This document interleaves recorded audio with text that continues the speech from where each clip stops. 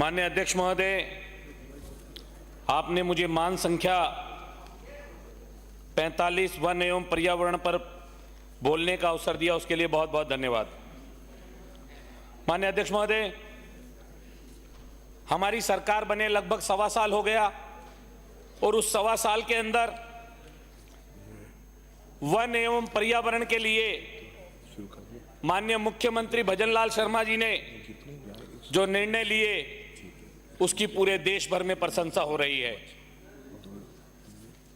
माननीय अध्यक्ष महोदय, 2024-25 में पर्यावरण के लिए माननीय प्रधानमंत्री नरेंद्र मोदी जी ने एक बड़ा कदम उठाया, एक पेड़ मां के नाम, और उस अभियान को पूरे राजस्थान के अंदर गति देने के लिए माननीय मुख्यमंत्री और माननीय वन मंत्री जी ने 7 करोड़ पेड़ लगाने का संकल्प लिया। और उस संकल्प में मुझे ध्यान में आता है कि प्रत्येक विधायक को सरकार की ओर से डायरेक्शंस दिए गए कि अपने अपने क्षेत्र में पंचायत समिति के माध्यम से, पंचायत के माध्यम से, नगर पालिका क्षेत्र के माध्यम से, नगर निगम के माध्यम से हमने पेड़ उपलब्ध कराने के साथ साथ उन पेड़ों को लगाकर सुविधा अनुसार जियो टैगिंग करके उनकी मेंटेनेंस को भी ध्यान में रखने का काम हमारी सरकार ने किया। मैं माननीय मंत्री जी को और माननीय मुख्यमंत्री जी को धन्यवाद देना चाहता हूं कि पहली बार 7 करोड़ पेड़ एक वर्ष में लगाने का अगर किसी विभाग ने काम किया तो वन विभाग ने काम किया। माननीय मंत्री जी को मैं धन्यवाद देना चाहता हूं। माननीय अध्यक्ष महोदय, हरियाणा और राजस्थान के तहत इस बजट में हम लोगों ने 10 करोड़ पेड़ लगाने का संकल्प लिया और वो संकल्प जिस दिन लिया उसी के साथ साथ माननीय मुख्यमंत्री जी ने और माननीय मंत्री जी ने सभी विधायकों को और सभी डिपार्टमेंट्स की बैठक लेकर उनको इस बात के लिए प्रतिबद्ध किया कि ये पेड़ अपने अपने क्षेत्र में सबको लगाने का काम जल्द ही प्रारंभ करना चाहिए। और मुझे पूर्ण विश्वास है जिस तरह हमने एक पेड़ मां के नाम के संकल्प को पूरा कर 7 करोड़ पेड़ लगाने का काम किया, उसी तरह हम 10 करोड़ पेड़ों को भी एक वर्ष में लगाने का काम हमारी भजनलाल सरकार करेगी। मैं उसके लिए माननीय मंत्री जी को धन्यवाद देना चाहता हूं। साथ ही मैं इस बात के लिए भी धन्यवाद देना चाहता हूं कि मेरे विधानसभा क्षेत्र खंडार में कई वर्षों से घड़ियाल योजना को, चम्बल पाली घड़ियाल योजना को पर्यटक की दृष्टि से डेवलप करने के बारे में कई सरकारों ने प्लान किया, उसकी योजना बनाई और हर वर्ष वो कागजों में ही रह जाती थी। 2024-25 के बजट में माननीय मुख्यमंत्री जी ने उसमें 2 करोड़ रुपए देने का काम किया। माननीय सभापति महोदय, मुझे यह कहते हुए बड़ी प्रसन्नता हो रही है कि वन्य जीवों के साथ साथ घड़ियाल का भी हमारे प्रकृति में एक बहुत बड़ा महत्व है और उनको सुरक्षित रखने के लिए हमने एक घड़ियाल प्रजनन पॉइंट बनाया और उसमें जो प्रोजेक्ट हमने बनाया उस प्रोजेक्ट में 6 महीने के बच्चों के लिए एक अलग से पॉइंट बनेगा, उसका टेम्परेचर मेंटेन किया जाएगा। 1 साल के घड़ियाल के 1 साल तक घड़ियाल को तैयार करने के लिए उसके लिए अलग से पॉइंट तैयार किया जाएगा और उसके पीछे हमारी मंशा यह है कि प्रतिवर्ष बारिशों के अंदर जब घड़ियाल बच्चे देते हैं तो वो बच्चे और अंडे पानी में बह जाते हैं। उनके जीवन को सुरक्षित करने के लिए एक बड़ी योजना माननीय मंत्री जी ने बनाई। मैं माननीय मंत्री जी को बहुत बहुत धन्यवाद देना चाहता हूं कि उस ओर एक बड़ा कदम हमारी सरकार ने उठाया। माननीय सभापति महोदय, मैं आपके माध्यम से मेरे विधानसभा क्षेत्र खंडार की ओर सरकार का ध्यान लेकर जाना चाहता हूं। मेरी सरकार ने हमेशा जीवों की सुरक्षा के लिए, किसानों के लिए महत्वपूर्ण कदम उठाए। उसी के तहत मेरे खंडार का 50% क्षेत्र टाइगर रिजर्व सेंचुरी में आता है और उसमें आए दिन टाइगरों की मूवमेंट के कारण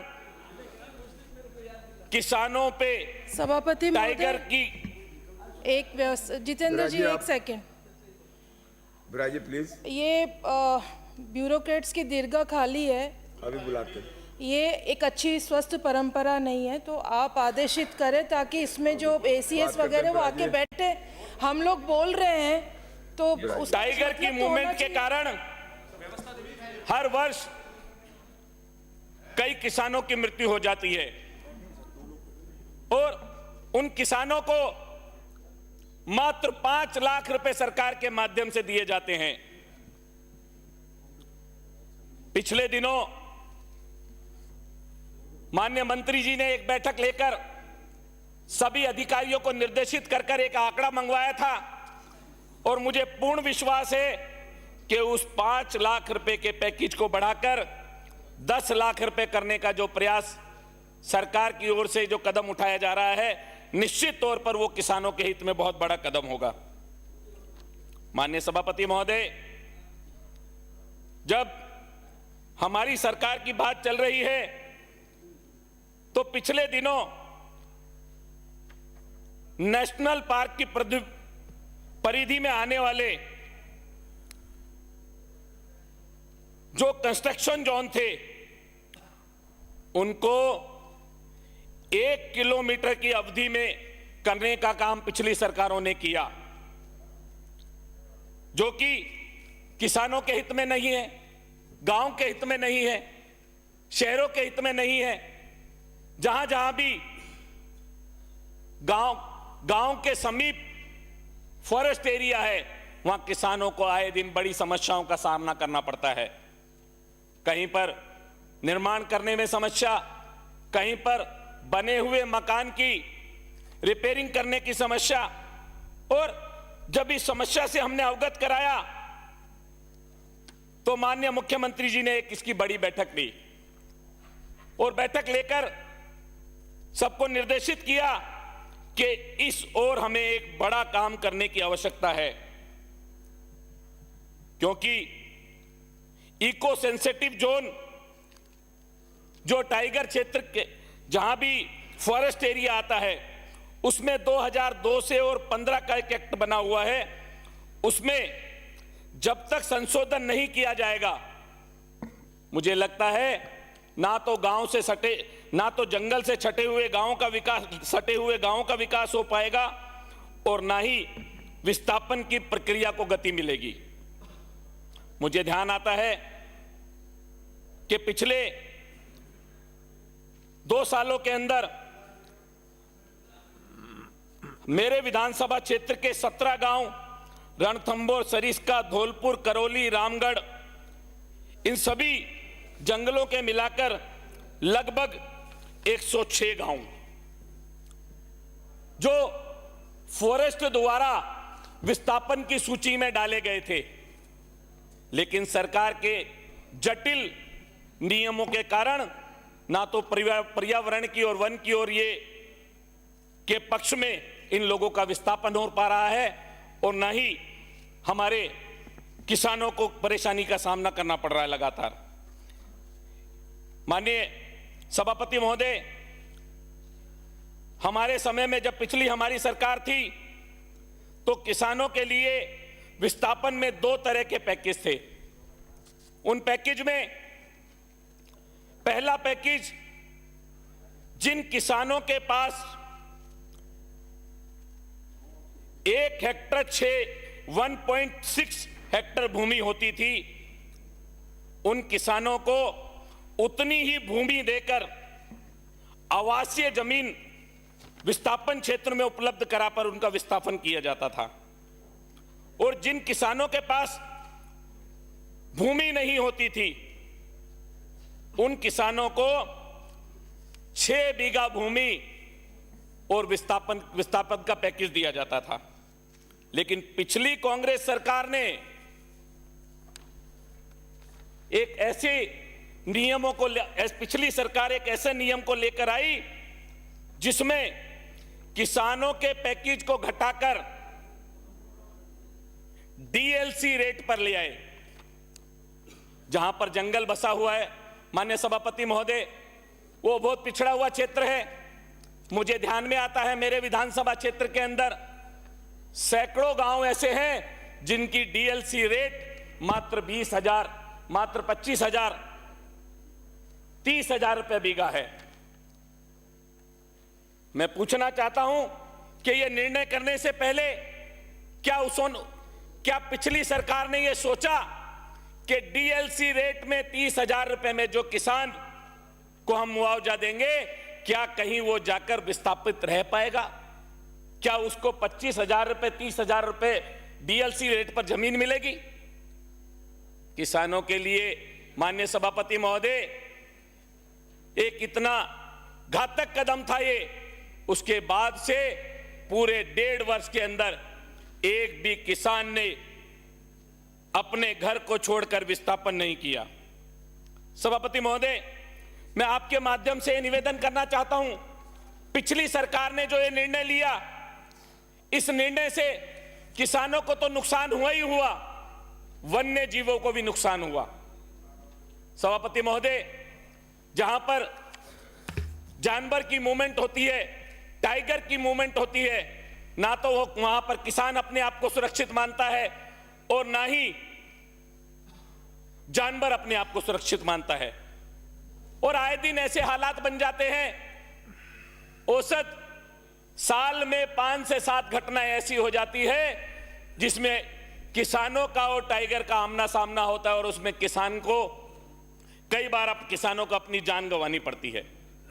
सभापति महोदय, मैं माननीय मंत्री जी से और सरकार से मांग करता हूं कि इस पैकेज की ओर विशेष ध्यान देना चाहिए, क्योंकि ये पैकेज किसानों के हित में नहीं था, ये पैकेज पर्यावरण के हित में नहीं है, ये पैकेज राजस्थान के किसानों के लिए दुर्भाग्यपूर्ण था। सभापति महोदय, मुझे तो यह भी ध्यान आता है कि यह पैकेज की जब घोषणा की और जमीन में 1 किलोमीटर 500 मीटर से बढ़ाकर 1 किलोमीटर की अवधि बढ़ाई, उसमें भी मुझे ध्यान में आता है कि पिछली सरकार के बड़े नेताओं ने जमीन के घोटाले करने का काम किया था। उसमें अपने चाहितों को जमीन देने का काम किया था। उसमें नेताओं ने रणथंभौर में आकर बड़े बड़े होटलों को, किसानों की जमीन को कन्वर्ट कराकर और होटल बनाने का काम किया था। क्योंकि मैं नेताओं के नाम से संबोधित करूंगा तो सदन में बहुत सारे लोगों को तकलीफ होगी, लेकिन राजस्थान के बड़े बड़े नेताओं के सपुत्र 2-2, 5-5 महीने तक रणथंभौर में पड़े रहते थे और जमीनों की दलाली करा करते थे। माननीय सभापति महोदय, मैं सदन से आपके माध्यम से निवेदन करता हूं कि पिछली सरकार के समय किन किन नेताओं के वहां पर होटल बने, किन के सपुत्रों ने वहां पर कितना समय बिताकर जमीनों की दलाली की, यह आंकड़ा सदन को निकलवाना चाहिए और इनके खिलाफ कार्रवाई करनी चाहिए। क्योंकि वो किसानों के साथ अन्याय है, वो राजस्थान की जनता के साथ अन्याय है। सभापति महोदय, मैं आपके माध्यम से यह भी ध्यान दिलाना चाहता हूं कि जो किसान खेत में काम करता है, जब उसकी शादी हो जाती है, उसका विवाह हो जाता है, उसके बाद जंगल में जब विस्थापित किया जाता है तो उसको एक अलग यूनिट के रूप में काउंट किया जाता है। बाप को अलग, पिता को अलग यूनिट में काउंट किया जाता है, पुत्र को अलग यूनिट में काउंट किया जाता है शादी होने के बाद। और पूरे देश भर में जो उसकी आयु है वो 18 वर्ष की है। लेकिन किसानों को पैसा देने में इन्हें कष्ट होता है, किसानों के हित में काम करने में इन्हें कष्ट होता है, तकलीफ होती है, क्योंकि कांग्रेस ने सदैव किसानों के ऊपर अन्याय करने का काम किया है। समाप्त करें प्लीज। सभापति महोदय, मैं आपको ध्यान दिलाना चाहता हूं कि वो आयु जो 18 वर्ष की थी, उनको पिछली सरकार ने 21 वर्ष करने का काम किया। यह किसानों के साथ एक बहुत बड़ा धोखा था। माननीय सभापति महोदय, मैं आपका ध्यान किसानों वन विभाग के अंदर जो नेचर गाइड वन रक्षकों की जो भर्ती होती है, उस भर्ती के नियमों को भी सरलीकरण करने की आवश्यकता है। कंक्लूड करें माननीय सदस्य। बस सभापति महोदय 5 मिनट और। 5 मिनट नहीं, चलो 2 मिनट में खत्म करता हूं सभापति महोदय। समाप्त करें समय। प्रतिवर्ष 2 से 2,500 लोगों का चयन जो जंगल से लगे हुए गांव हैं उस क्षेत्र के लोगों का किया जाता है। लेकिन मेरे क्षेत्र के अंदर सवाई माधोपुर में चयन तो हम 2 से 2,500 लोगों का कर लेते हैं, लेकिन उनकी ट्रेनिंग के लिए मात्र 150 लोगों की ही प्रशिक्षण की व्यवस्था है। सभापति महोदय, उस प्रशिक्षण व्यवस्था में भी जिस कंपनी को हम टेंडर देते हैं, वो कंपनी अगर 2 महीने विलंब से आई तो उन लोगों को प्रशिक्षण नहीं मिल पाता, और प्रशिक्षण समय पे नहीं मिल पाता तो सभापति महोदय उन लोगों को रोजगार नहीं मिलता। मैं आपके माध्यम से यह भी निवेदन करना चाहूंगा माननीय मंत्री महोदय से प्लीज कि एक बड़ा ट्रेनिंग सेंटर भी वहां पर खोलना चाहिए। सभापति महोदय, मेरे विधानसभा क्षेत्र के 1-2 विषय हैं, वो आपके माध्यम से मैं माननीय मंत्री जी का ध्यान उस ओर लेकर जाने चाहूंगा। सवाई माधोपुर बोदल शिवपुरी रोड, उसमें एक खाल की पुलिया है। उस पुलिया की बार बार एनओसी पिछली सरकार में हमने मांगी। 2019 के अंदर 4.5 करोड़ रुपया एनएच से, नेशनल हाईवे ने सैंक्शन किया माननीय नितिन गडकरी जी ने। वो फॉरेस्ट की पुलिया की एनओसी के लिए पिछले 5 साल से मैं संघर्ष कर रहा हूं, राजेंद्र पारिक, लेकिन वो नहीं मिल पाई। एक सभापति महोदय, एक छोटा सा निवेदन और है।